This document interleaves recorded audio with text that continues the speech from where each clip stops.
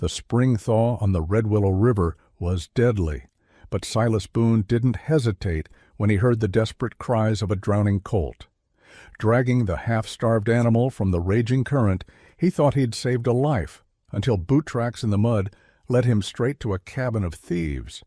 What he uncovered was bigger than one drowning horse, a stolen herd, a crooked deputy, and a ledger of crimes that could tear Dry Creek apart.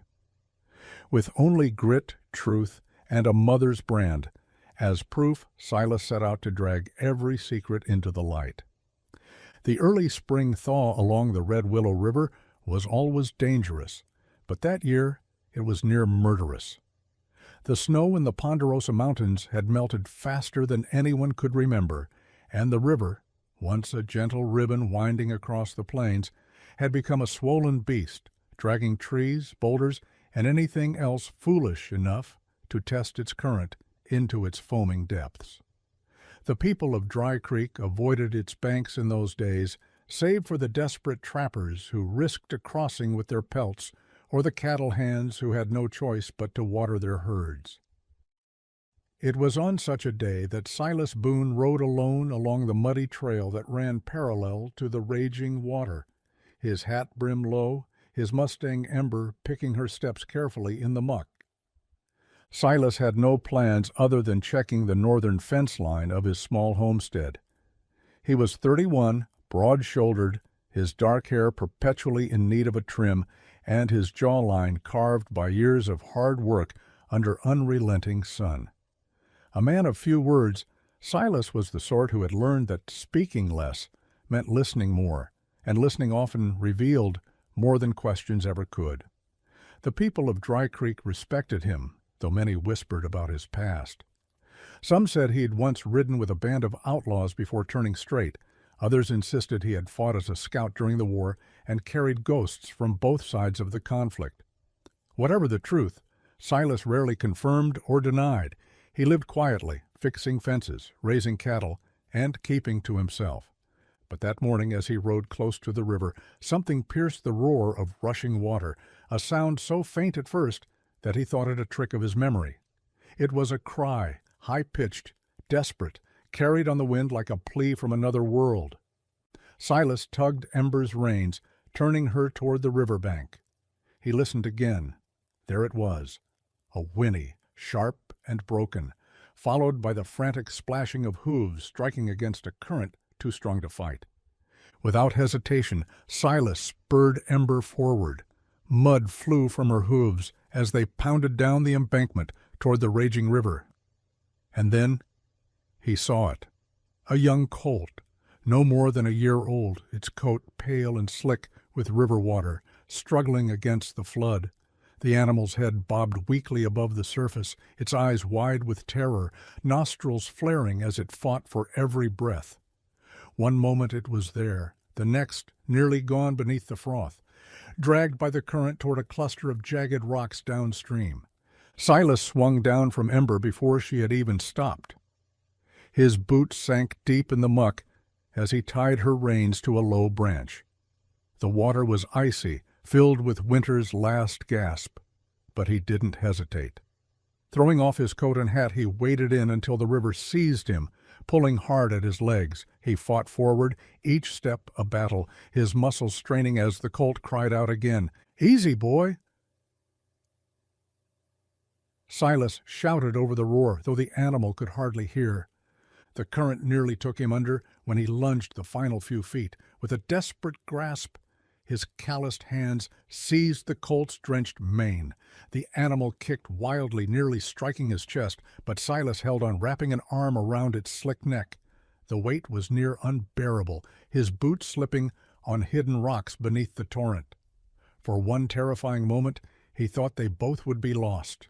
Then his feet found purchase, and with a guttural growl, he dragged the thrashing colt inch by inch back toward the muddy shore. By the time they collapsed together on the riverbank, Silas's chest was heaving, his limbs trembling with exhaustion. The colt lay on its side, shivering violently, foam and water dripping from its muzzle. Silas stroked its neck, speaking low and steady, the way he might soothe a frightened child. "You're all right now. You're safe. Ember whinnied from where she was tied, ears pricked toward the scene. Silas looked down at the half-drowned colt. Its ribs showed too sharp beneath its soaked hide. This was no ranch animal. It had the thinness of neglect, the look of something that had not been properly fed nor cared for. "Who left you out here?" Silas muttered, brushing mud from the colt's eyes. He thought then of simply letting the animal go. Once it stood steady again, but something inside him resisted. The West had little mercy for the weak, and this creature would not survive a night alone. With a sigh, Silas looped a rope gently around the colt's neck and coaxed it upright. The animal staggered, but after a moment it stood, sides heaving. Ember watched, calm as always, as if she too knew the little one now belonged with them. It was only when Silas led both horses back toward the trail that he noticed the second set of tracks in the mud. Boot prints, small, narrow, and fresh, leading away from the river, up toward the hills where the cottonwoods grew thick. He knelt to examine them. Whoever had been here had left just before him, and they had been close to the colt. Silas frowned, his instincts stirring. Folks didn't abandon young horses to rivers by accident. And if there was one thing he knew from years of living between law and outlaw, it was this: where something innocent suffered, a deeper wrong often lay hidden. He decided then not to ride home. Instead, he followed the tracks. The colt stumbled after him, too weary to resist, while Ember's steady hooves pressed alongside. The trail wound up into the hills, and as Silas climbed, the chill of the river slowly left his bones, replaced by a heat born of suspicion. After an hour, the tracks led him to a clearing. There, half hidden by brush, stood a ramshackle cabin, its roof sagging, its windows patched with boards. Smoke curled thin from a stone chimney. Tied to a post out front were two rough-looking horses, their saddles worn but serviceable. And leaning against the cabin door were three men, their posture lazy but their eyes sharp, the kind of men who lived by taking rather than earning.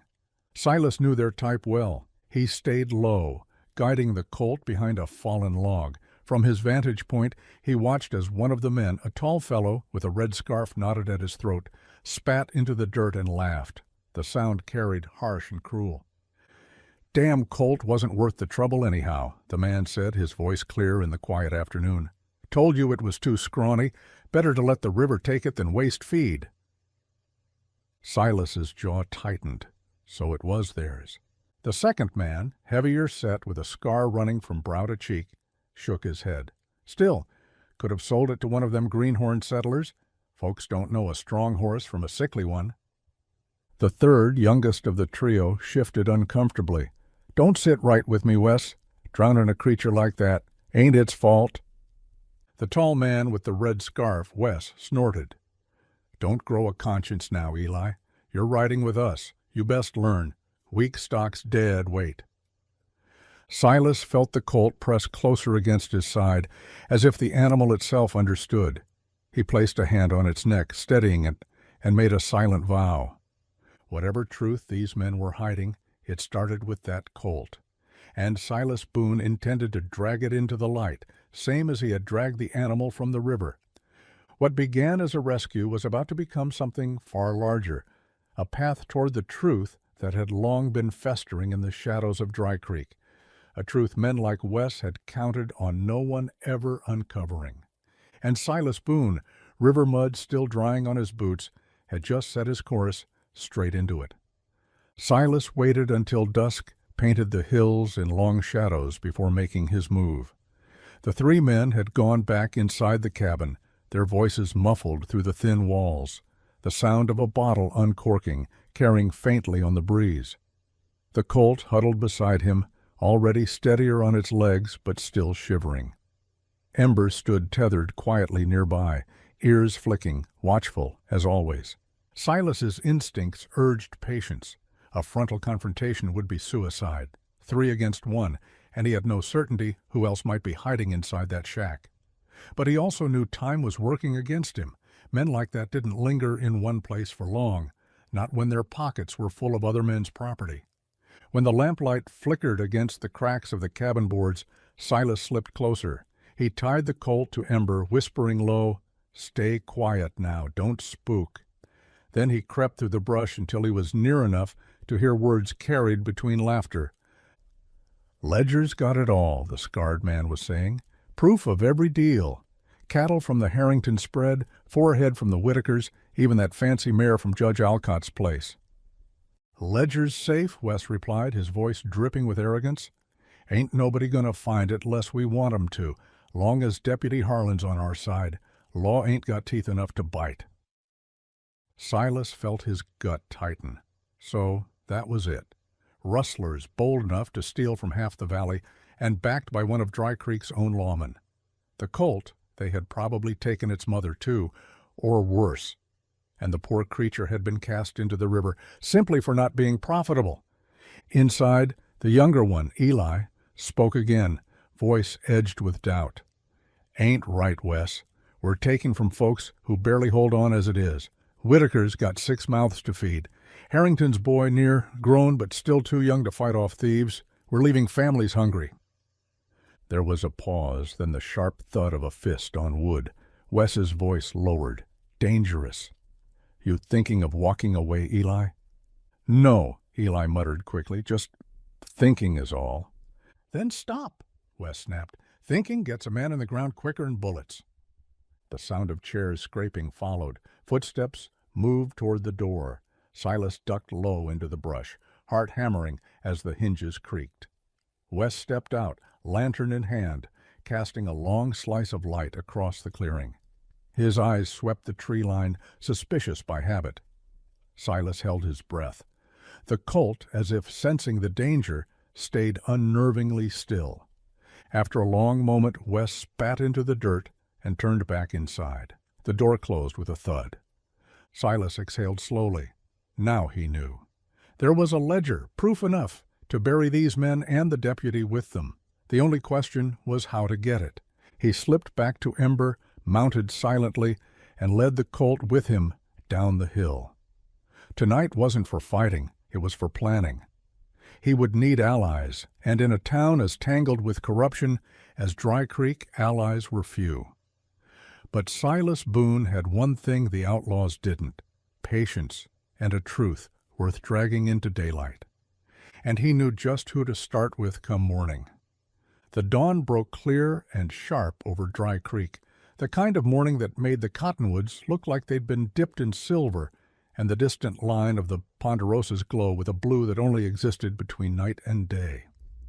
Silas rode in just as the first wagons began creaking onto the main street, Ember's head bobbing with the easy rhythm of a horse that knew every rut and plank by memory.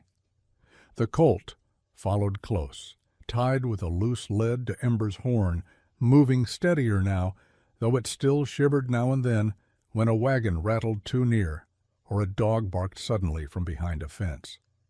The town stirred with cautious hope. Winter had been lean. Seed money was thin. Folks were tired in the way that wore through bone and into pride, and in such a season, men like Wes found plenty of shadows to work in. Silas kept his eyes forward, his brim low, and took Ember straight to the livery. Harlan Tate, the deputy, was nowhere in sight, and Silas counted that mercy twice over. He found old Pike behind the livery, an iron man bent crooked by years of anvil heat, rubbing down a chestnut mare that had more sense than most men. Pike lifted his chin when Silas approached. "Morning, Boone," he said. His eyes slid to the colt. "Where'd you scrape that one from?" "River," Silas answered, dismounting, "up past the Willow Bend." Pike's mouth flattened into a line. He stepped around the colt, studied the narrow hocks, the sunken ribs, the raw look along the left foreleg where rope had burned the coat to skin.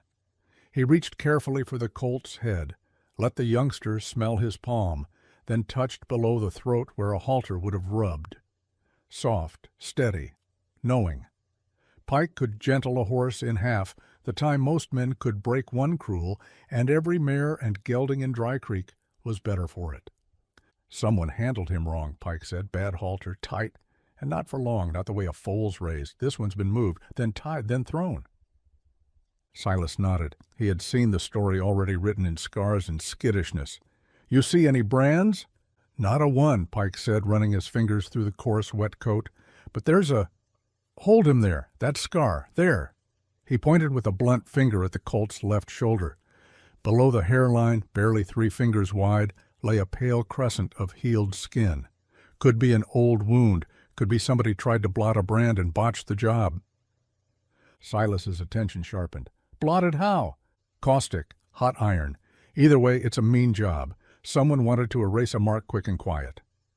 Pike stepped back and spat in the dirt. "You find him at the river. You find him near the bend." "Who was up there, Silas?" "No one I'd trust." Pike grunted, which in his language meant, "I figured as much." He patted Ember's neck, then the colt's, and the youngster flinched only a little, which Pike made note of with an approving grunt. "You want I should stable him?"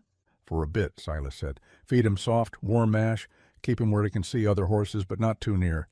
He spooks." "I'll set him near an old mare," Pike said. "Old ladies make good nurses." He took the lead, gentle as a preacher at a graveside, and eased the colt toward the livery. The youngster resisted, then followed when Ember snorted and stepped forward, as if giving permission. Silas watched them go until the colt vanished into shadow, then turned, his mind already angling toward the day's work. One more stop before the widow. The general store was half open, its door propped with a crate of nails. Inside, Rebecca Carrington, the woman who owned the store since her husband died of fever 2 summers prior, was already atop a stool, ledger open, pencil behind one ear, counting jars of penny candy because the children would swarm at noon, and she'd like them to think the jars were always full. Rebecca was slight, in her early 40s, with a braid of iron-gray hair, and a look that could split pine when she wanted and soften a crying child to laughter when she chose. She had a son of 17 and a daughter of 10, and a shotgun behind the counter that had a habit of making drunks remember their manners. "Morning, Silas," she said without looking up. "If you're after coffee, the pot's hot and the cups are clean enough." "I'll take it," Silas said. He poured a tin cup, swallowed, felt it burn the night out of his chest. "You seen Deputy Tate?" Rebecca's pencil paused. She looked up, eyes narrow, with the particular worry that comes from knowing too much and wishing you knew less. "Not yet. He rode out early. South Road. Said there was trouble at the Harrington spread." She set down the pencil, came off the stool. "There's been talk, Silas. Cattle going missing regular since winter. Men finding cut fences, spooked herds. Harrington came in last week and near put his fist through my counter when I told him the price of grain. He said he'd lost 3 heifers and a breeding bull in one night, and the deputy called it wolves." "Wolves don't cut wire," Silas said. Rebecca's mouth twitched. "That's what I told him. Harlan said he found wolf tracks. I asked how the wolves hauled off a bull near the size of a wagon. He said I was being hysterical." She said the last word like she'd spit it in Harlan's face, and would again if given the chance. "Anyone else missing stock?" "Whitakers," Rebecca said. "Parsons. And Ruth Mallory lost a mare last month. She's the one you want if you're asking for allies. She won't let a thing go once she's got her teeth in it." Rebecca studied Silas's face, the way the sinew at his jaw worked when he thought hard. "What's crawled under your hat, Silas?" "I pulled a colt out of the river at the Willow Bend," he said. "Near drowned. Scar on the shoulder like a brand buried. I tracked boot prints up to the cottonwoods and found a shack with 3 men. Wes in a red scarf, Scarface. Kid with doubts. I heard them talk. Ledger, names. Deputy Harlan." Rebecca's face settled into that quiet fury that meant someone was due a reckoning. "Wes Hanlon," she said. "He's been around the last months. Spends money he didn't earn. Plays cards like the deck owes him. I told Pike he stank of trouble.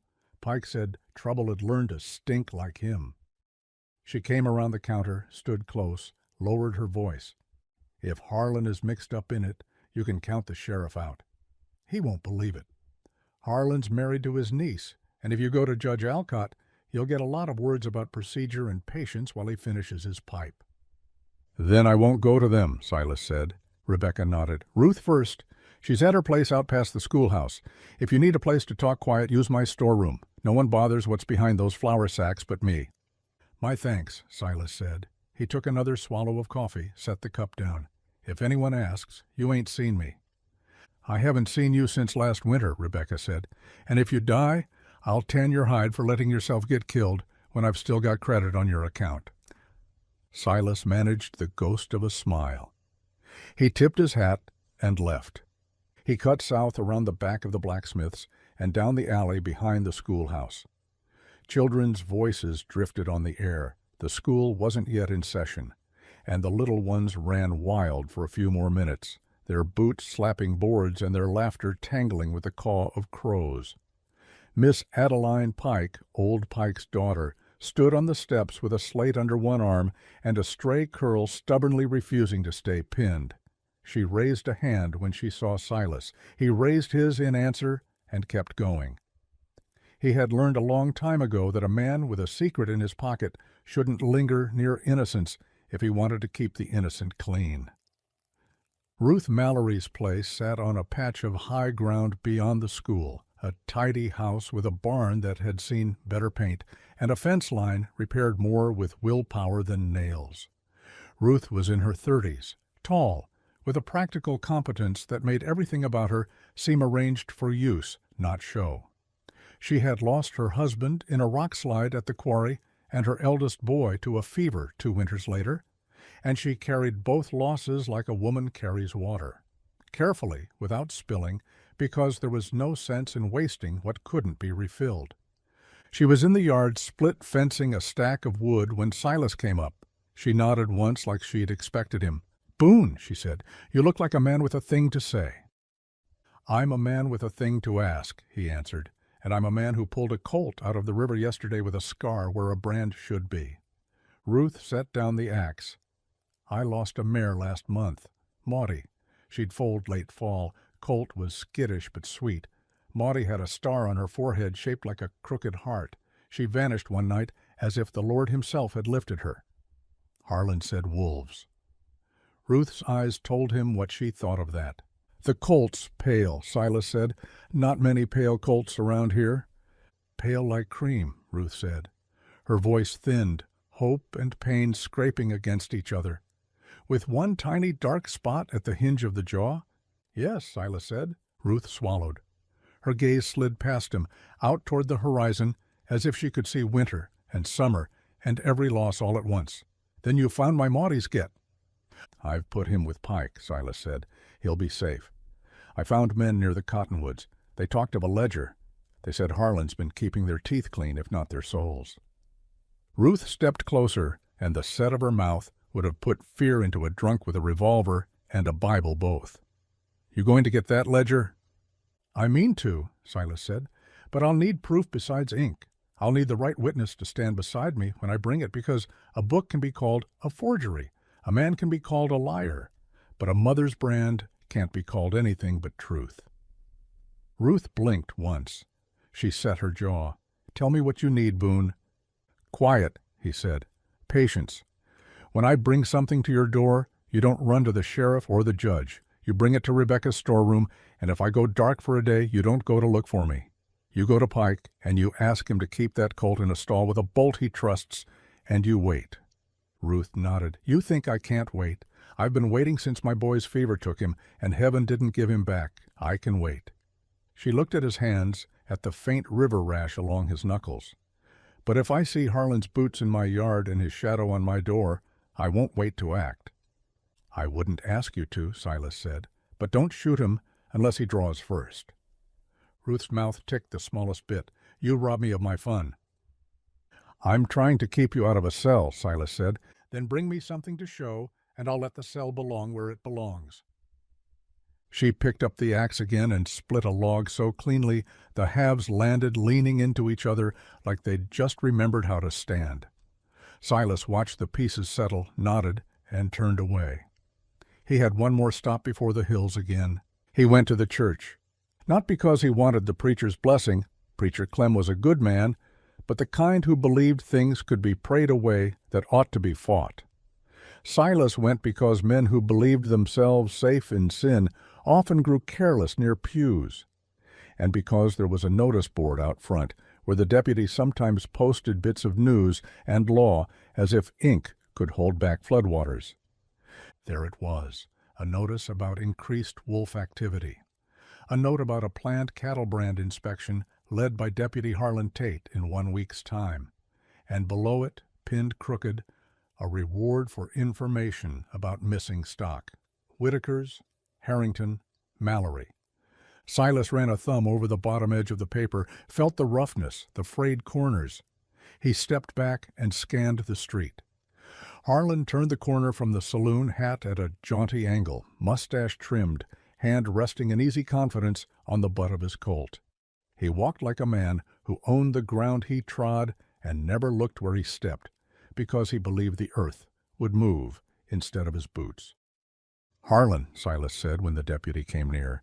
His voice was a friendly drawl he fitted over his iron like a glove. "Heard you're hunting wolves with brand knives." Harlan's smile flattened. "Morning to you too, Boone. I see you found your manners where you left them last fall." "I keep them in the same drawer as my patients, sirs," Silas said. "Best you keep both shut," Harlan replied. His eyes slid past Silas to the church board. "Posters are nice. Look like law. I like how they look." "Law should be more than a poster," Silas said. "It should be a fence with no holes." "You thinking of offering your services?" Harlan asked. "Light, easy. Riding with me, checking brands. You've got a good eye. Maybe you can tell a wolf track from a boot for once." "You'd be surprised what I can tell," Silas said. "Like when a man puts a ledger in a place he thinks no one will ever look." Harlan's hand didn't move on his pistol. That told Silas more than a draw might have done. The deputy's gaze drifted just a fraction toward the cottonwood line beyond town, then snapped back. "You run your place," Harlan said. "I'll run mine." "Your place?" Silas said, mild. "The law," Harlan answered. Silas lifted the brim of his hat with a forefinger like he tipped it to a child's game. "You might try it sometime," he said. Harlan's smile returned. It was all teeth. "Careful, Boone. A man with a past as thin as yours shouldn't be blowing on other men's houses. You might find your own is tinder." "Then you better hope the wind's in your favor," Silas said. They held each other's eyes for one long beat. Then Harlan touched his brim, turned, and sauntered away. It wasn't until Harlan's shoulders loosened and his steps regained their rhythm that Silas let the tightness in his gut ease. The deputy had heard him. The ground had shifted, if only a finger's width. The men at the cabin would feel it by sunset. That suited Silas fine. He didn't mind his enemies knowing he was coming. He minded only that they never saw where from. He didn't ride straight to the shack. He circled. He went first to the willow bend again, not because he needed the view, but because the river had a way of speaking to a man with tasks that required a clean mind. The water was still angry from the thaw, still chewing at its banks. The branch where he had tied Ember the day before hung torn and bare where the flood had licked at it overnight. He dismounted and crouched in the mud, studying the tracks. New boots had crossed since yesterday, the same narrow feet, the same heel nick. Eli. The kid had come back down. He'd stood where Silas had stood, and looked toward town, and then, by the scuff in the mud, he'd turned toward the willows, as if drawn somewhere he wished not to go. Silas followed. The path forked a dozen times as deer trails braided with trapper cut-throughs and animal runs. He dropped to a knee more than once, testing the edges of a print for freshness, sniffing the air the way his scout sergeant had taught him. Because iron has a smell, whiskey has a smell, fear has a smell, and men who carry all three leave a trail sharper than any knife. He found Eli half a mile along, sitting on a downed cottonwood, with his hands clasped like a boy praying. He heard Silas before he saw him. His shoulders stiffened, then slumped. He didn't reach for the pistol on his hip. That told Silas something, too. "You lost something?" Silas asked. "My nerve," Eli said without turning. His voice sounded like tin bent back and forth to the edge of breaking. "You come to kill me." "If I wanted you dead," Silas said, "I'd have walked louder." Eli let out a breath. He kept his eyes on the ground. I tried to fish that colt out yesterday. I swear to you. Wes said leave it, said it wasn't worth feed and somebody would just take it back once it was fat enough to be worth stealing. I come back last night after. Thought I might. Hell, I don't know what I thought. Maybe I thought I could find it and pull it out and prove to myself I ain't the man Wes thinks I am. But it was gone. I figured the river took it. I took it, Silas said. Eli's head jerked. You? I heard him. Pulled him out. He's at Pike's. He'll live. Eli swallowed hard. He scrubbed a hand over his face, and when he dropped it, Silas saw a boy no older than 22, eyes still too soft for the world he'd walked into. That mare was a good one, Eli said quietly. We took her clean. I didn't like it, none of it. But my choices were follow Wes or sleep in the hills with no blanket and a belly empty of more than pride. Pride makes poor stew, Silas said, but it won't cut your throat in your sleep neither. Eli's mouth twitched. Wes would, if he thought he needed to. Then don't give him a reason to think it, Silas said. He stepped closer. I heard talk of a ledger. Eli's eyes flicked up, wary. He didn't ask what Silas was doing near enough to hear. He looked like a young man who had learned not to inquire about the teeth of wolves so long as the wolves were aiming at someone else. Ledger's real, Eli said after a beat. Wes keeps it because he likes to look at numbers and feel rich. He keeps it because he thinks a record makes him smarter than other thieves. He keeps it because he don't believe anyone but him can read a set of scratches and put a man in the ground with it. Where? Eli hesitated. He kicked at a pebble. You're fixing to die if you try it, he said finally. Wes is 10 parts mean and 2 parts show. The show'll get you shot because it makes you think the mean is smaller than it is. Scar's worse. He don't need to show. He moved through 3 counties before this one and never left a footprint heavier than a cat. Ledger's in the stove under the ash pan. Looks like a dead fire. But there's a false bottom. He slides the book in wrapped in oilcloth when it's cold and burns the ash hot when he suspects a visit. You get the book, you can hang him. Maybe hang yourself if you ain't quick enough. You telling me because you want to see him hang? Silas asked. I'm telling you because the colt is a sin I can't scrub off my hands unless I put something better in them. Eli's gaze shifted. And because Harlan ain't coming to arrest Wes, he's coming to feed him names. He wants you dead, Boone. He don't like men who weren't born to his kind of luck and still stand taller. Silas weighed him the way a man weighs a handful of dust, looking for gold specks. You ride with them tonight? Eli shook his head. They ride without me. Wes said I best go to town and drink and show my face like nothing is wrong. Said he'd bring me my share when he was done. I think he's setting me aside in case things go wrong. He likes to know where his losses are before he pays them out. Where's he riding?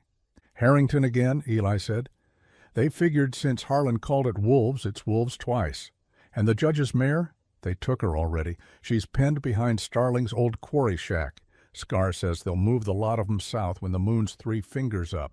He rubbed his hands along his thighs. You didn't hear this from me. I heard it from the river, Silas said, and from a colt who didn't drown.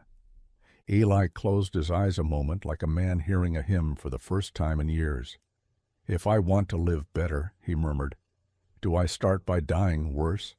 You start by choosing, Silas said, and then you live with what that choice makes of you. Eli nodded once. He stood. I'll be in town, he said. At Rebecca's likely. I buy sugar when I'm scared. Don't know why. Makes my mouth feel busy while my head is loud. Stay in the light, Silas said, and don't drink what you can't swallow twice. Eli managed a ghost of a smile and headed back towards Dry Creek with the hunched gait of a boy trying to learn how to walk like a man and not sure what he'd do if someone asked him to prove it. Silas watched him until the brush swallowed him, then turned north, his route a long arc through the hills to the back of the cabin. The sun climbed. The wind freshened. He moved like he had in darker days, when moving right kept men alive and moving wrong made widows. He counted steps. He marked shadows. He listened to crows because crows tell on men who think they're alone.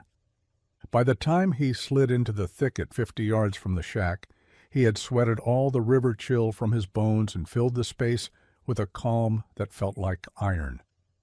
The cabin was quiet. One of the horses dozed, one cropped grass near the porch. He smelled beans. He smelled oil. He smelled a man's impatience, the scrape of a chair, the thud of a boot, the sigh that comes from thinking about moving and deciding not to yet. He waited another hour. The door creaked. Scar came out first, stretching like a man in a borrowed shirt. Wes followed, red scarf bright as a wound. The two spoke in low tones, then mounted. They rode toward the Harrington spread at a lope that would eat ground fast and leave dust telling their tale. Silas marked the track with his eye, then turned back to the cabin. The kid wasn't there. The place sat still, a thing, breathing in sleep. Ember moved when he called her, soft as a whisper. He led her to the back, tied her loose, and went to the door. The latch was simple. He slid a thin sliver of steel from a fold in his boot and lifted it slow. The door gave with a sigh like an old woman's back. He was in. Inside, the room was what you'd expect from men who lived as they took: bunks, a table, a pan with bacon grease congealed, a stew pot, a window with a bullet hole in the corner, and wax smeared over it like a bandage. The stove sat squat and iron in the corner, its lid off, its belly filled with ash. Silas crossed to it and knelt, heart steady. He lifted the ash pan with 2 fingers, slid it aside. There, a seam where no seam ought to be, a sliver line across black iron. He gripped and eased the false bottom up. Below, wrapped in oilcloth, lay a book. He did not move for a full count of 10. Men have died of quick hands and slow minds. He listened. He heard nothing but a fly and the shift of Ember's jaw as she cropped a stray tuft of grass. He slid the oilcloth parcel free, set it on the table, wiped his hands down his trousers, and unrolled it. The ledger was no bigger than a Bible, bound plain, the cover scuffed. Inside, the first page bore a flourished W, then columns, names, numbers, brands, dates, a map sketched crude in the back with lines and X's where cattle had been cut, where horses had been penned, where nights were safe and where they weren't. Another page, Harlan. Initials, not full name, but the hand grew careful there, as if the writer knew even ink breathed louder when it said a lawman's name. Silas ran his fingertip down entries like a priest reading sins. Harrington, forehead, marked with the tilting H, taken on a moonless Wednesday, split to South Fork and Starling's Quarry. Whitaker, 8, lost across 2 nights. Mallory, mare, heart star, foal left, dispose. Silas sat back. He saw the colt's eye again, wild and white in a face too young for that kind of fear, and a heat rose in his throat that he had learned to keep banked but failed to smother. He needed this book out, and he needed it safe, and he needed men to see it who would not be fooled by Harlan's smile or Wes's jaw. He slid the ledger into his vest under his shirt, a hard rectangle against his ribs. He put the oilcloth back, slid the false bottom into place, raked the ash over it with a stick. Then he stood, crossed to the door, and stopped. A sound, footsteps in brush, not Ember, not a cow. He moved to the window, slid his eye to the side, saw a shadow move near the woodpile. A breath held. A boot slipped. "Come on out," Silas said, his voice easy. "You walk like a man looking to be mistaken for a weasel." Eli stepped into view, hands up, eyes wide. I came to get my jacket." "You came to see if I was dead," Silas said. Eli swallowed. I thought maybe I should catch up and say I'd gone with them if you weren't here, to give myself an alibi. And if you were here, well, I could help." "You could," Silas said. "You want to prove you're what you say you are? You take Ember and you ride to Rebecca's. You tell her I have something that needs a room with flour sacks and no ears. You bring Pike after he stables that colt, like he's stabling his own heart. You ask Ruth Mallory to come the long way with her temper tied off, and you don't talk to anyone else, not Harlan, not Scar's cousin at the feed store, no one. If someone stops you, you spill sugar on their boots and say you're nervous around law." Eli nodded. He swallowed again. And you?" "I'm going to the quarry," Silas said. "If there's a mare with a crooked heart star penned there, she deserves to be gone by the time Wes gets back to move her south." Eli's eyes lit with something that looked like gratitude and terror holding hands. "You'll get yourself killed." "Maybe," Silas said, "but I'll try not to." Eli took Ember's reins like he had been given a relic.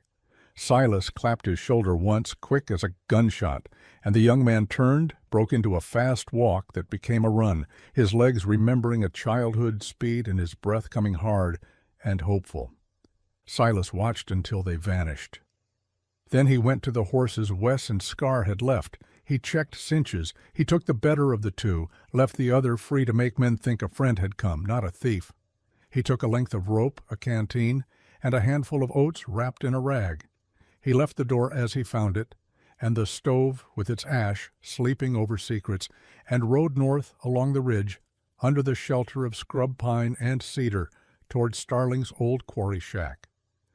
That shack squatted in a ring of broken stone, like a tooth in a jaw gone to rot. The quarry had shut down when the blond rock gave out, and the men who worked there moved to mines that would chew them slower but just as sure. Silas had seen the place from afar, but when he eased the horse close, he saw the new boards across one window and the new lock on the door. Behind the shack, half hidden by brush and stacked rock, he heard it. A horse's call, low and grieving, the sound a mare makes when she smells the foal she can't find. Maudie. Silas slid off and moved slow. He whistled soft, the three-note whistle Pike used to tell a nervous horse that a hand was coming, that meant feed and gentling, not pain. The mare's head lifted over the brush. There it was, the star on the forehead crooked as a bent heart, the coat glossy even after weeks in a pen, because good blood shows even when a thief keeps the feed cheap and the water dirty. "Easy, girl," Silas murmured. He looked at the pen. Rough fence work, a gate with a single chain and a padlock. 2 other horses stood with her. A rangy bay that might have been Judge Alcott's mare, and a spotted gelding Silas recognized as Whitaker's oldest boy's cow pony, a good-natured creature gone thin around the middle from lack of grass. Silas felt the rope in his hand and thought about time. He had none of it. He had too much of it. He had exactly the amount it takes to get caught or to slip out unseen. Men always have one of those kinds of time. He knelt by the chain and studied the lock. It was new but cheap. He took the sliver of steel again, worked the tumblers, listened for the click like a man listening for his name in a crowd. It came. He eased the chain free, opened the gate just enough to slide in, then closed it behind him. He palmed Maudie's shoulder, felt the tremble turn to recognition, heard her breath change as the scent of the colt on his clothes told her news she'd been praying to no god in particular to hear. "We go quiet," he told them, as if they had words. "We go now." He looped ropes loose and calm, fingers moving with the kind of certainty that makes animals forget their fear. He led Maudie first because the bay would follow anything with a will, and the cow-pony would follow anything with a tail. He eased them into the scrub, hearts beating against rope and skin, his own beating against bone and years. He got them 30 yards when Maudie stopped dead, ears pricked, body gone rigid. Silas heard it a heartbeat later. Hoofbeats on rock, voices, laughter. Not Wes, not Scar, others, men who had been told to come gather what didn't belong to them and take it where it would be turned into coin. Silas slid his palm to Maudie's nose. "Hush," he whispered, blowing his breath into her nostrils the way Pike had taught him. Horse breath, human breath, traded. She blew back, but she held. The bay trembled. The cow-pony flicked an ear, then pressed closer to Maudie's flank, trusting her steel. 2 men came into view along the far side of the quarry lip, rifles slung, hats tipped back, the lazy swagger of men who don't yet know the world has changed. They paused, peered down, saw the pen closed and empty, saw the chain on the ground, and went still as snakes in frost. "Wes is going to skin us," one said. "He ain't going to skin me," the other answered, "because whoever did this is still here." Silas didn't breathe. The brush was thick. The horses' coats were near the color of the scrub in winter light. If the wind held, if the bay didn't blow his worry out in a woof, if Maudie held her newfound faith in the smell of her colt, if the cowpony remembered his lessons about being quiet when a rattler rattles. If. One of the men slid down the rock. The other stayed high, rifle coming up as if nothing in his life pleased him more than pointing iron at whatever moved. The one below came quick, a little too quick, a little too sure. Wes didn't send his best to watch what he thought was safe. Silas let him get 10 yards, then 5. The man's eyes were on the pen, not the brush. He reached the gate, bent, and when he straightened, Silas moved. He stepped out behind him, grabbed his collar, and tugged him back into the brush as if plucking a weed. The man grunted, went off balance, and before his partner above could bring the rifle down, Silas had the first one on the ground face first with a forearm at his throat and a quiet promise in his ear. "You shout, and you'll talk the rest of your life like a man whose throat got cut wrong," Silas said. The man stiffened, then went soft in the way of men who have done a lot of talking and just learned to listen. Up top, the lookout called, "You find 'em." "Pen's open," the man on the ground managed, voice thin. "Looks old, might be." He coughed as Silas shifted the pressure. "Might be coyotes got in." "Coyotes don't use chains," the lookout said. He began to descend, slower, eyes scanning. He was careful, this one. He would see what the other had missed. He would see the trampled brush and the bent grass where a mare had held still with a human's breath in her nose and courage in her bones. Silas pulled the man on the ground deeper into the brush and rolled, pinning him with a knee. He looked at Maudie. The mare looked back. "Go," he whispered, and tugged the rope. She moved. The bay followed. The cowpony came like a bead on a string. They slid into a low channel between scrub and stone where boys hid from chores and men hid from sinners. The brush closed behind them. The lookout dropped the last few feet and went to the pen, saw the prints, and swore. "They're here," he said. "They're—" Silas let go of the first man, rolled to his feet, and stepped into the open with a gun steady in his hand and the kind of calm in his eyes that tells the truth before a mouth does. The lookout froze. His rifle hung on the balance of whether a finger twitched or a life ended. Silas held him there, a breath, 2, 3, let the weight of his certainty fill the air like fog. "You can try," Silas said, "but you'll fail and die ugly, or you can go tell Wes that the Ledger has a new owner and the mares are coming home and the law he bought is about to come due." The lookout swallowed. He wasn't a coward. He wasn't a hero. He was a man who did sums fast when the numbers were life and death. He lowered the rifle a hair, then another. "Who are you?" he asked. "A man who can do more harm than he wants to if you make him," Silas said. "Take your friend and get out." He backed, slow, keeping them in his sight.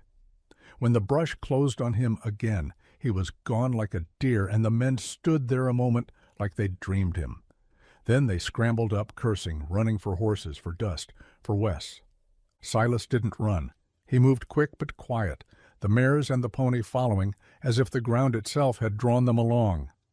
He cut a long arc through broken stone, crossed a dry wash where tracks leave less talk, and came up behind a line of scrub that spit him out 300 yards down from where he'd started, the quarry now behind and below, and the town ahead and waiting. He didn't take them through the main street. He took them along fence lines and behind wood piles and under cottonwoods, a ghost with hooves. When he reached Ruth's fence, he didn't whistle. He didn't shout. He opened the gate and led Maudie in, and Ruth came out of the house with an axe in her hand and a prayer in her throat. The axe fell first. The prayer came later, a sound that wasn't a word and wasn't a sob, just a low ache, uncoiling.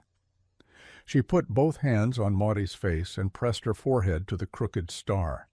The mare breathed into Ruth's hair, and Ruth's shoulders shook once hard and then stilled. Silas turned the bay in. He tied the cowpony to the post. "Judge's mare and Whitaker's pony," he said. "I'll take them where they go when it's time. For now, they rest here. Harlan might come. If he does, you do nothing." "I'll do less than nothing," Ruth said, voice steady again. "I'll do the kind of nothing that keeps powder dry." "Good," Silas said. He touched the brim of his hat and turned. "There's one more thing." Ruth looked up. "What?" "When the colt meets his mama," he said, "I want you there. It'll be at Pike's. It'll be loud. It'll be the kind of a noise that wakes men who've been sleeping through their own sins." Ruth's chin lifted. "I'll be there." By the time Silas reached Rebecca's, the alley behind the store was already busier than it had any right to be. Pike stood there, shoulders a mountain, hands on his hips. Eli was gray around the mouth, but upright. Rebecca had flour on her apron, like she'd tried to look like a woman at work, and failed because her work had become war. Inside, behind sacks of grain and barrels of salt pork, they made a small room and shut the door. Silas set the ledger on a crate. No one breathed for a heartbeat. Pike lifted the cover with his big blunt fingers as if he were easing a splinter out of a child's hand. Ruth arrived on the back of a breath and held onto the doorframe like it would hold her in place. Silas watched each of them as the pages turned. Names, brands, dates, the initials that weren't a name but were a mark just the same. Rebecca spoke first. "If Judge Alcott sees this, he'll fold it up into proper language and put it on a shelf in his head until it's dusty." "We don't show the judge first," Silas said. "We show the town." "Town will scatter," Pike said. "Half will hide, half will grab guns, the other half will ask who's going to pay for the coffee at the meeting." "Then we don't call a meeting," Silas said. "We make one happen." He looked at Ruth. "You said you'd be there. You still will." "Where, Boone?" she asked. "At Pike's," he said. "Bring Maudie, bring the bay, bring the pony, bring Whitaker and his boy. Bring whoever you trust to look at a brand, and remember what ownership means." Ruth nodded. "I'll fetch them." Eli swallowed, his Adam's apple bobbing like a cork in rough water. "Wes is coming," he said. "You showed yourself at the quarry. You told those men to run to him. He's coming with Scar, and Harlan will come behind him with a paper and a smirk, and irons he thinks will hold a man whose hands know better." "Then we make sure when Wes comes he finds the wrong kind of party," Silas said. He looked at Rebecca. "Get Miss Pike if you can. She knows how to make children sit still in a room full of noise. This town needs that skill right now." He looked at Pike. "You got a rope?" Pike's mouth tugged into a grim line. "I got more rope than patience." "We're not hanging nobody," Silas said. "Not yet." He slid the ledger back into his vest. It felt like a new rib. "We're tying up the truth where everyone can see it kick." The plan wasn't complicated. Complicated plans break when fear grabs a hinge and twists. Silas kept it simple. Pike's livery doors were thrown wide. The stalls were mucked and clean. The town was told, quietly one by children sent from Miss Pike's school to their parents, that the colt that had been lost and the mare that had been stolen were coming together at noon, and if anyone wanted to see whether wolves could cut chain and keep ledgers, they might stop in and take a look. Rebecca sent word to the Whitakers and Judge Alcott's mouthpiece at the bank. Ruth saddled Maudie and led her with a halter along the back road, the bay and the cow pony behind like planets pulled by a new gravity. Eli went pale as dust but stood his ground by the livery door with a broom in his hand like he'd been born to sweep and not to run. By noon the livery yard was full. Not like a fair day, quieter, heavier. Men with hats off, women with lips pressed thin, children held like baskets in arms, then set down and told to stand with their hands clasped and their mouths shut. Miss Pike stood on the step with a bell she didn't ring. Harlan slid in at the edge of the crowd with the sheriff 2 paces behind, and a smile like he'd just been told the hero of a story dies on the last page, and he got to read it first. Pike opened the back stall and brought out the colt. There was a sound then that men don't make and women don't either. It's a sound the world makes when something that was yanked from itself finds the peace of soul it lost. Maudie's head came high. The colt's head came higher. He screamed, shrill, desperate, young, and Maudie answered with a roar that shook dust from rafters. The colt slammed against the lead rope. Pike let it fall. Ruth dropped Maudie's halter and stepped back with a hand over her mouth, and mother and foal met in the middle of the yard with a violence of love that threw both of them sideways and then into stillness, necks twined, breaths braided, hearts hammering against hide in a rhythm that silenced even Harlan's smirk. Silas stood with his back to the stall, the ledger in his vest, the town in his eyes. He let them watch what truth looks like when it isn't ink. Then he stepped forward, lifted the colt's shoulder with a gentle hand, and turned him so the pale crescent scar caught the light. "Some men believe," he said, voice low but carrying, "that what's done in shadow belongs to them, that rivers swallow evidence, and wolves cut wire, and ledgers can live in stoves and never see daylight.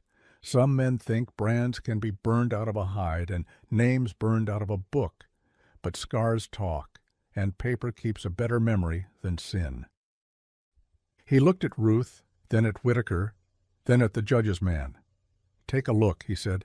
"Take a good long look." Pike brought a bucket of water and a rag. He dipped, wrung, and pressed it to the colt's shoulder. The wet darkened the hair around the scar, and the pale lines stood out. Beside it, faint but clear, under the bad blot, and above the healed skin, the ghost of a brand rose, 2 lines forming a crooked heart with a nick where the iron had dipped. Ruth closed her eyes. When she opened them again, they were dry. "Maudie," she said. It was both a name and a verdict. Whitaker stepped forward. He touched the spotted gelding's neck and flipped the mane with the offhand skill of a man who'd done it since boyhood. The Whitaker brand sat there, clear and rude. He looked at his boy, who had gone during the long winter from child to something with shoulders. "Go on," he told him. The boy ran his hand along the gelding's jaw, and the animal blew hot breath into his palm, and everything that had been taken from that family poured back, not as money, not as justice, but as something that made men stand straighter by inches. The judge's man cleared his throat. He started to speak. Rebecca lifted a hand, and he shut his mouth. Harlan stepped forward, smiled back in place, lips shaping words he had ready the moment he saw a crowd. "Now hold on," he drawled. "This is a pretty scene, I grant you. But mares wander, ponies get themselves into trouble, and the law—" Silas moved before Harlan could wrap the word around his tongue hard enough to bite. "Law," Silas said, "looks like a ledger wrapped in oilcloth under the ashpan of a stove." He reached into his vest and pulled the book free. The air changed, the kind of silence that comes before thunder fell. Harlan's fingers twitched, then went still. Silas handed the ledger to Pike. "Read," he said. Pike's voice wasn't pretty, it was granite. It did the job words were meant to do. He turned pages and read dates and numbers and brands, and when he got to initials that weren't a name but were a man, he didn't swallow them to spare anyone feelings. He spoke them like scripture and let them fall where they would. Harlan laughed once, sharp and high, the laugh of a man who found a snake in his boot and thinks shouting will make it dead. "Initials," he said, "could be any H.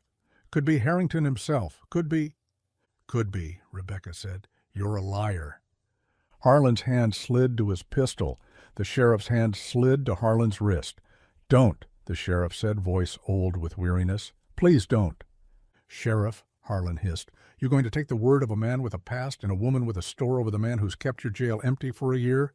"My jail's been empty because you put trouble on wagons and shipped it south," the sheriff said, his eyes on Silas, not Harlan. "I ain't blind, Harlan. I'm just slow, and I've been slow enough, I figure." He let go of Harlan's wrist. Harlan went still, thinking.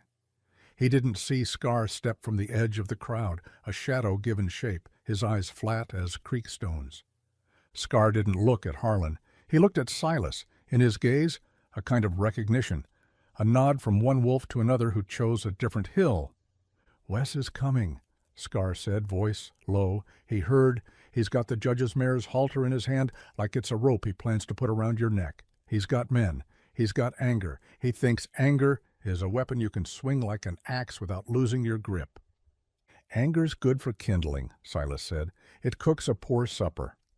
Scar's mouth twitched, not into a smile, but into something like relief, like a man glad to have found the floor of a room. He lifted his hands, empty. "I ain't here to fight," he said. "I ain't here to confess, neither. I'm here to say I don't like drowning colts, and I don't like ledgers. I like clean jobs. Wes likes trophies. Trophies get men hung." Rebecca's gaze sharpened. "You going to testify, Scar?" "I ain't," Scar said. "But I ain't going to stand in the doorway when you drag a man out by the truth he chased. I ain't Harlan. I ain't putting on law's clothes because they fit easy. I do my work in the open. Maybe that makes me a better sinner. Maybe it just makes me old." The sheriff looked at him with a tired respect. "You leaving?" "I am," Scar said. "There's a mule trail west that don't much like men, but likes me fine. I'll be on it while Wes rides through the front like a hammer." "You could help us stop him," Ruth said. "I could," Scar agreed, "but then I'd owe you a favor or you'd owe me one, and I got no ledger and want none." His gaze flicked to Silas. "You want counsel?" Silas lifted a brow. "From you?" "From a man who's seen 10 towns pull themselves apart with less than what you got on that crate," Scar said. "Don't count on the judge. Don't count on the sheriff. Don't even count on the rope. Count on the women. Count on the old blacksmith. Count on the school teacher. Count on the way a town looks at a mare and a colt who found each other when men said they shouldn't. That'll hold longer than the law will when men like Wes try to pry it apart." He glanced at Harlan. "And whatever you do, don't turn your back on a man who wears a badge and thinks it's a mirror." He stepped back into shadow and was gone, like he had been a warning and not a man. Silas didn't have the luxury of weighing the words. Hoofbeats, dust, a red scarf, bright as a shout. Wes rode in like a poster nailed to a gallows, clean, cocky, notorious. 3 men flanked him, rifles high. He didn't slow when the crowd didn't part. He pulled his horse up hard enough to make the animal dance and smiled like he'd just told a joke nobody got. "Well, look at this," he said. "A prayer meeting over stolen stock. And there's the mare and the pony, and a colt with a scar like a bad memory, and my ledger missing, which is rude. You don't take a man's private writings unless you aim to court him." "You can call this court," Rebecca said, stepping forward, flowers still on her apron, light in her eyes that made a few men step back without knowing why. "You can call it whatever makes your last meal sit right. You took what wasn't yours. You wrote it down like pride itself told you to, and now we're here." Wes laughed. "Lady, you got fire. Shame you burn it on fools." He caught a glance at Harlan. Harlan didn't meet it. That was new. Wes's smile cooled. "Well," he said to Silas, "Boone, you still breathing? Did you like my stove?" "It was cold," Silas said, "like you." Wes's eyes went flat. "You know what I don't like?" "Colts drowning?" Eli said, voice too loud and too thin. He stepped into view before anyone could stop him. His broom looked small in his hands now. He held it like a spear made of straw. "Because you weren't bothered yesterday." Wes turned his horse just enough to look at Eli with the laziness of a man about to hurt something that couldn't hurt back. "You want to talk about right and wrong, boy? You think the world owes you purity because you puke when you see what it looks like inside? I'm the reason you ain't sleeping under a tree. I'm the reason your belly's full. I'm the—" Pike moved then, faster than his size said he could, and took the reins of Wes's horse in one hand. It was a gesture that had ended wars in smaller towns and started them in bigger ones. "You ain't the reason for anything here," he said. "You're just a man who came to our door with his hat already on the peg." Wes looked down at the hand on his reins. For a breath, everything slowed. The men at his shoulders lifted rifles. The sheriff half drew his gun and didn't finish the motion. The children didn't cry because Miss Pike's hand was on their shoulders, and her bell hung silent in the air like a threat. Ruth stepped closer to Maudie and the colt, who stood pressed so tight together they looked like one creature with 2 hearts.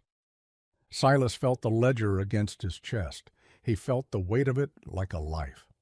He stepped into the space between 2 men and said the only thing that would keep blood from making the livery floor slick.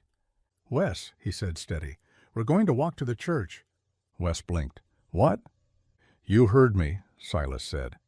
"We're going to walk to the church, and you're going to hand your guns to the Lord and let him keep 'em while we talk, because I don't trust you, and you don't trust me, but neither of us wants to die in front of a mare and her colt and have our ghosts listen to that sound for the rest of forever." There is a kind of madness that lives in men who laugh too easily at the wrong moment. Wes had it. He threw his head back and let the laughter out until it rubbed his throat raw. When he was done, his eyes were wet with something that wasn't tears and wasn't sweat. "You are a poet, Boone," he said. "You going to recite at my hanging, too?" "I might," Silas said, "if you keep talking instead of walking." Wes's gaze flicked to Harlan again, to the sheriff, to Pike's hand, to Ruth, to the colt, to the judge's man, to Rebecca's eyes, to Eli's broom. He did sums, too, but his numbers were pride and fury, and the old arithmetic of men who believe the world owes them interest on their wickedness.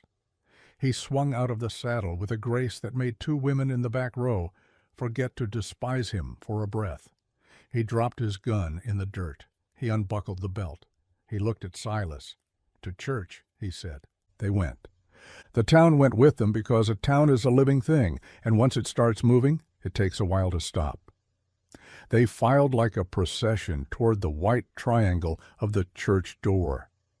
Harlan drifted to the side, as if picking his place in the moment, like a man picking the side of a coin. Scar was a rumor at the edge of sight. The judge's man tugged at his collar. The sheriff wished he smoked again. Miss Pike's bell hung in her hand like a sword.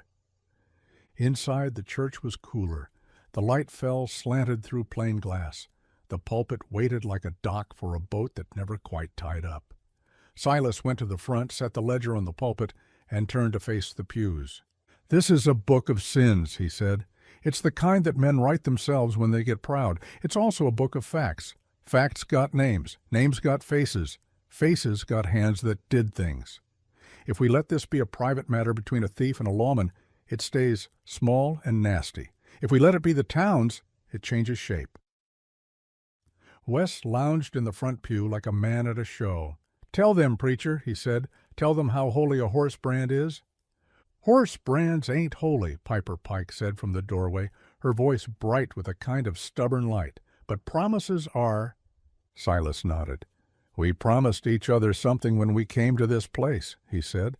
"We promised to build fences and mend them when they broke, to borrow sugar and return a cup when we had it, to watch each other's kids, to bury each other's dead. We promised to make a town, and not just a line of houses by a road. This ledger is a list of broken promises. The man who kept it thought it made him strong. It made him small." "Small?" Wes said, as if offended on principle. "I call a list like that a monument." "I know you do," Silas said. "That's who you are, and we're about to decide who we are." He opened the ledger. He read an entry. Harrington, forehead. He read a date, a brand, a route taken. He read Whitaker 8. He read Mallory, Mayor. He read the note that said, "Dispose." Ruth's voice carried across the room. "We disposed of you," she said. "We just ain't finished yet." Harlan pushed off the wall and strutted a step closer, trying to gather his old ease around himself, like a coat that had shrunk. "Enough," he snapped. "This is irregular. This is illegal. This is the law," the sheriff said, surprising himself. He took a breath like a man stepping into cold water. "I've been slow, but I ain't blind and I ain't lazy today. Harlan Tate, you're under arrest on suspicion of conspiracy to steal stock and pervert the law. Wes Hanlon, you're under arrest for theft, conspiracy, and cruelty. You can add to the list when we search that shack and find the ashes that smoke like secrets." Wes stood. He didn't go for a gun because he didn't have one. He didn't go for Harlan because he wasn't done with him yet. He went for words because words have cut more throats than knives when a crowd is present and a tongue is sharp. "You going to lock me in your sweet little jail?" he sneered. "You going to let me write a letter to the men who pay more for me than you've seen in a year? You going to feed me bread, preacher? You going to show the colt to me through the bars and hope I cry?" He leaned forward, smiling. "This ain't done even if you think it is.